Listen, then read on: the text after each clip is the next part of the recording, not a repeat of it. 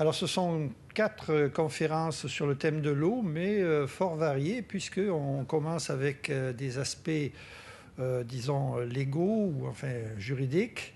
Ensuite, on terminera par des aspects beaucoup plus sur le génie, mais avec une approche conceptuelle, presque philosophique. Et entre les deux, bien, on aura même quelque chose relié à l'histoire romaine et l'eau. Donc, ça promet pour cette série-là. Nous nous sommes beaucoup intéressés aux réformes du droit de l'eau qui ont été entreprises au Québec au cours des dernières années. Nous avons participé à des commissions parlementaires, à des recherches pluridisciplinaires, des essais, des mémoires ont été réalisés, de même qu'un colloque international que nous avons tenu en septembre dernier, des conférences et des publications scientifiques sur ces réformes de l'eau. Aujourd'hui, je vais m'attarder sur certains éléments de cette réforme, notamment les éléments qui affirment le caractère collectif de l'eau, en introduisant dans le droit québécois de nouveaux concepts, ceux de patrimoine commun de la nation québécoise et d'État gardien, des intérêts de la nation. Cette loi introduit également, ces réformes introduisent également de nouveaux principes, comme ceux de la gestion intégrée et concertée de l'eau et le principe de la gestion durable et équilibrée des ressources en eau. Mais avant de vous parler donc de l'introduction, de la création du nouveau patrimoine des Québécois, il faut que je m'arrête sur les raisons qui ont rendu nécessaires ces réformes de notre droit de l'eau, afin, somme toute, de mettre en contexte et de mesurer les avancées des réformes qui sont entreprises. Le droit de l'eau est très ancien. Il remonte même aux origines du droit lui-même. Ainsi, le plus vieux traité recensé porte sur le partage des eaux de l'Euphrate et il remonte à 3100 ans avant Jésus-Christ. Le droit romain a aussi beaucoup influencé le droit de l'eau. Aussi, on ne s'étonnera guère de savoir que le droit de l'eau québécois s'est aussi construit de longue date. C'est ainsi que, depuis l'époque de la Nouvelle-France, et plus tard avec le Code civil du Bas-Canada de 1866, l'eau est qualifiée de chose commune au Québec. Cela signifie que l'eau est hors commerce et que toute personne physique a droit à son usage. Le statut de chose commune de l'eau fut reconfirmé à de très nombreuses reprises au Canada, notamment après la signature de l'ALENA, à l'occasion également de l'adoption du Code civil du Québec en 1992, réaffirmé avec la loi sur la préservation des ressources en eau en 1999, réaffirmé dans la politique nationale de l'eau en 2002 et ensuite réaffirmé législativement dans la loi affirmant le caractère collectif des ressources en eau en 2009. Donc, dans ce contexte, l'État au Canada n'est pas propriétaire de l'eau. Et cette dernière, l'eau, ne fait pas partie du domaine public de l'État. Aussi, les compétences législatives attribuées sur l'eau dans la Fédération canadienne, c'est-à-dire depuis 1867, ne visent plutôt les usages. Donc, nous avons partagé législativement les usages de l'eau entre le Parlement fédéral et les législatures des provinces. Les provinces au Canada jouissent des compétences législatives les plus générales pour intervenir de manière globale sur la gestion des usages de l'eau. Il s'agit des compétences sur la propriété et les droits civils et généralement toutes les matières d'une nature purement locale ou privée dans la province. Quant à elles, les compétences législatives du Parlement fédéral sont plus fragmentées et ne l'autorisent pas à gérer l'eau de manière globale. Il s'agit de la navigation, des pêcheries, les ferries, la mer territoriale. Il faut toutefois préciser que le Parlement fédéral peut intervenir de manière intégrée et globale dans les zones marines dévolues aux États par le droit international de la mer, à savoir dans les zones de la mer intérieure et de la mer territoriale, ainsi que dans la zone économique exclusive. Il est facile d'avoir à l'esprit que ce partage des compétences législatives qui existe depuis 1867 sur les usages de l'eau ait influencé le Parlement fédéral et les législatures des provinces dans la façon dont ils ont élaboré le droit de l'eau. Aussi, notons qu'ils sont intervenus selon chaque usage, en créant une législation différente, et que ce faisant, ils ont fragmenté le droit de l'eau. Cette fragmentation du droit de l'eau, par des interventions par usage, par secteur, est renforcée par la reproduction à l'intérieur même de chaque gouvernement de ces divisions. C'est-à-dire que les différentes compétences sur l'eau sont également attribuées à des ministères différents. Par exemple, au Québec, c'est le ministre du Développement durable, de l'Environnement et des Parcs qui, selon la loi constitutive de ce ministère, a autorité sur le domaine hydrique de l'État et assure la gestion de l'eau en tant que ressource naturelle.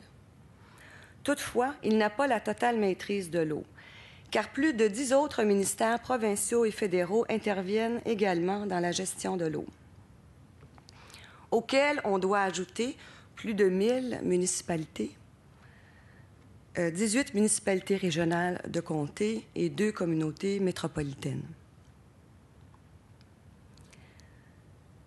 On le voit bien, le droit de l'eau au Québec est constitué de très nombreuses lois fédérales, provinciales, adoptées dans l'objectif de répondre aux besoins de chaque époque, en mettant l'eau à la disposition des intérêts particuliers pour des usages ordinaires, tels que la consommation humaine, l'hygiène, la sécurité civile, ainsi que pour des usages agricoles, commerciaux et industriels. Dans les années 70, les préoccupations relatives à la conservation et à la protection de la qualité de l'eau vont commencer à s'exprimer et vont donner lieu aux premières législations de protection de l'environnement. Et avec ces lois de protection de l'environnement, les eaux de surface et les eaux souterraines vont être protégées contre la pollution et les autres formes d'altération des ressources en eau. Toutefois, les lois environnementales adoptées dans les années 70 n'ont pas pour objectif de gérer de manière globale l'ensemble des ressources en eau. Et les autres lois qui ont été adoptées antérieurement et qui autorisent de nombreux usages des ressources en eau vont continuer, elles aussi, à s'appliquer. Somme toute, dans le droit de l'eau, les lois environnementales ne représentent qu'un autre segment du droit. Un secteur parmi d'autres secteurs du droit de l'eau. Une synthèse historique fut réalisée en 1969 pour la Commission d'études des problèmes juridiques de l'eau. Cette synthèse révélait le manque de cohérence d'ensemble du droit de l'eau. Je cite, « Notre système juridique de l'eau est constitué de règles émanant de sources variées, pour la plupart très anciennes et qui n'ont jamais été systématisées. Cet ensemble historique a été élaboré par des apports successifs de normes législatives ou jurisprudentielles qui ont juxtaposé dans le temps des droits et des obligations sans modifier la plupart du temps les situations juridiques acquises. » Le rapport de la Commission d'études sur les problèmes juridiques de l'eau va dénoncer l'approche sectorielle et la segmentation de la gestion de l'eau qui en résulte. Selon ce rapport, cette approche sectorielle est propice à la création de conflits d'usage, surtout lorsque les décisions dans le domaine de l'eau sont prises par des centres décisionnels différents. La Commission souligne aussi qu'il est peu aisé de prendre en compte les impacts cumulatifs des différents usages sur la préservation des milieux aquatiques lorsqu'on intervient de manière sectorielle.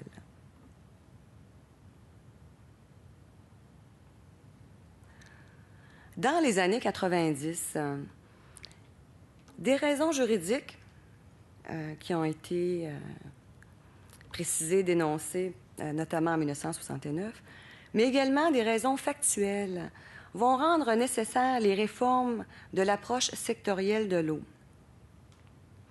En effet, la crise environnementale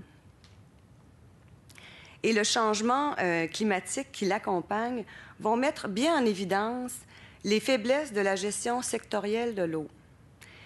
Et cette situation va accentuer les pressions sur le législateur de revoir les façons de faire sectorielles et fragmentées dans le secteur de l'eau.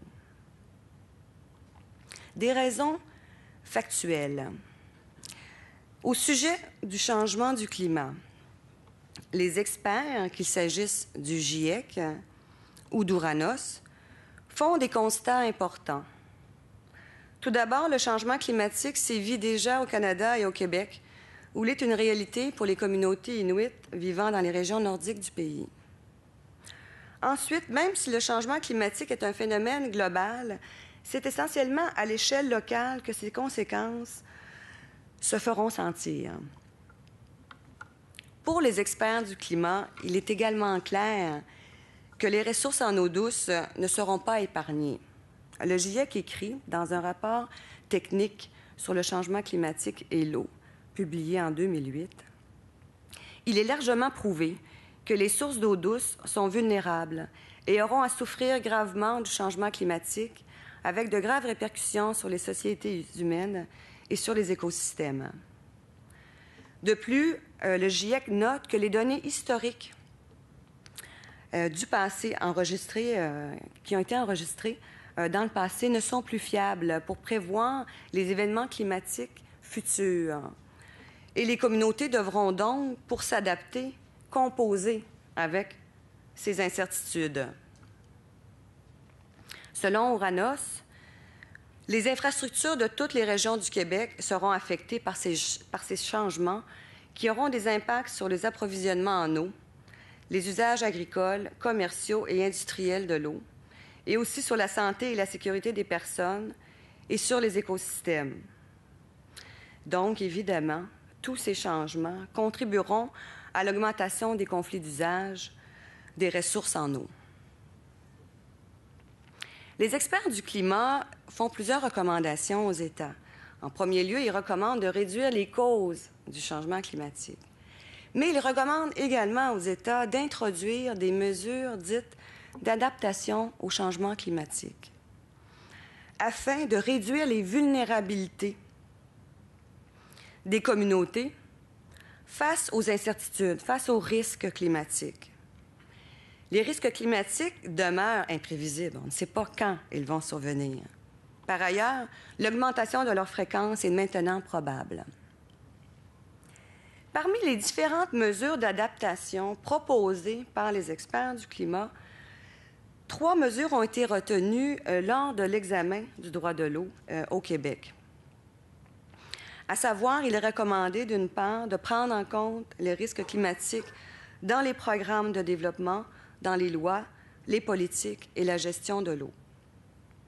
Deuxièmement, il est recommandé que la gestion de l'eau se fasse de manière intégrée et à l'échelle de l'eau, c'est-à-dire à l'échelle du bassin hydrographique.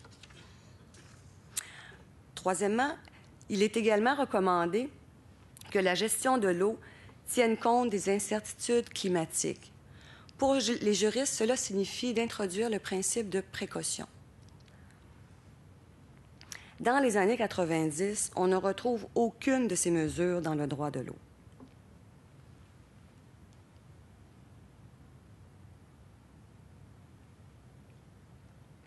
À cette époque, donc dans les années 90, la survenance d'événements climatiques exceptionnels devient une source de préoccupation au Québec. On pense par exemple au déluge du Saguenay en 1996. On pense également à